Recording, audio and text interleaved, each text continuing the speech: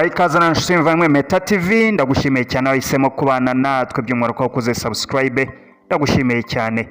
Ariko nawe nimba uri mushya kuri channel, ndagusabye ngo ubanze ukore subscribe kugira ngo tujye tubasha kwibanira mu biganiro byacu byose. Nkuko twabyemeje ko bagezeho inkuru zidasanzwe zirimo tuntu n'utundi urukundo ibyajyanye uyu munsi, tugufitiye inkuru idasanzwe hatangijwe uburyo bufasha umuntu gusinzira ahagaze. Mu Buyapani batangije uburyo bushya bwiswe the Giraffenape, aho umuntu asinzira mu kintu kimeze nk'akazu gato gafunganye, agasinzira ahagaze mu masaha yo kumanywa, bikamufasha kuruhuka akagarura imbaraga zo gukora akazi ke neza. Ubuyapani ni igihugu kizwiho gukora cyane kandi gishyira imbaraga nyinshi mu kugira ngo ibyo umuntu akora bitanga umusaruro, ariko hanitabwa cyane cyane kugira ngo agire ubuzima bwiza n'imibereho no mu gihe ari aho akorera.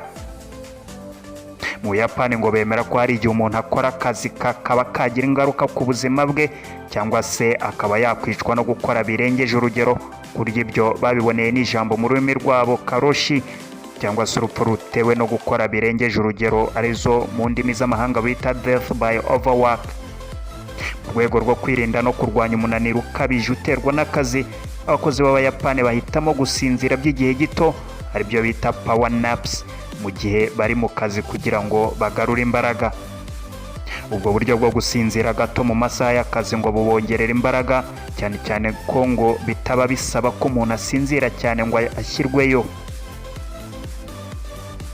Impamvu zatumye izo Giraffenape zikorwa mu buryo umuntu asinziramo ahagaze ngo nuko izikozwe zityo zidasaba gushyirwa ahantu hanini, kandi ngo bikaba byoroshye cyane kuzishyira muri za cafe na za resitora kuko zijya mu kumba gato cyane, kandi uko kuba umuntu asinzira ahagaze ngo bituma akanguka vuba akajya gukomeza akazi. Buri Giraffenape ngo iba yifitemo ikoranabuhanga rifasha umuntu gushyiramo iminota yumva adashaka kurenza, yagera akantu kameze nk'inzogera kakamubyutsa. Ikindi utwo dukoresho dukorwa ku buryo umuntu wese ashobora kudukoresha, nubwo yaba ari muremure cyane, ngo hari uburyo bwo kuzamura kakaba karekare bijyanye n'uko areshya kugira ngo ashobore guhagarara yemye abone gusinzira. Abadukoze ngo bashyizemo umuziki woroheje ufasha abantu guhita basinzira vuba, ndetse n'uburyo bwo kuringaniza igipimo cy'ubushyuhe ku buryo urimo adashobora kwicwa n'icyokere cyangwa ngo yicwe n'imbeho. Giraffenape ubu ngo zitangiye gukoreshwa mu maduka agurishirizwamo ikawa coffee shop. Aha bikaba biri kubera mu gihugu cy'Ubuyapani nk'uko byatangajwe n'urubuga rwa www.odcentral.com. Nyuma nibigenda neza ngo zishobora no kongezwa ku yandi masoko ari hirya no hino ku isi. Reka twizere ko natwe iki gikoresho gishobora kuzagera ku mugabane wa Afurika ndetse kikagera no mu gihugu cyacu, kuko byanga bikunda naho abantu bakora amasaha menshi bakeneye igihe cyo kujya baruhuka.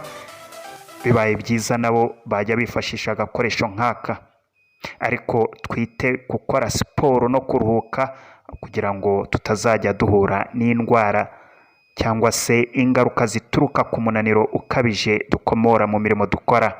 Ndagushimiye cyane utahwemye kubana natwe. Byinshi kuri izi nkuru tuba tubagezaho, ushaka kumenya byinshi kuri zo nawe ushobora gusura urubuga rwa kigalitoday.com ukabamenya byinshi kuri zo. Ikindi, nimba wari mushya ntugende udakoze subscribe kugira ngo tujye tubasha kwibanira mu biganiro byacu byose. Imana ibarinde naho utaha.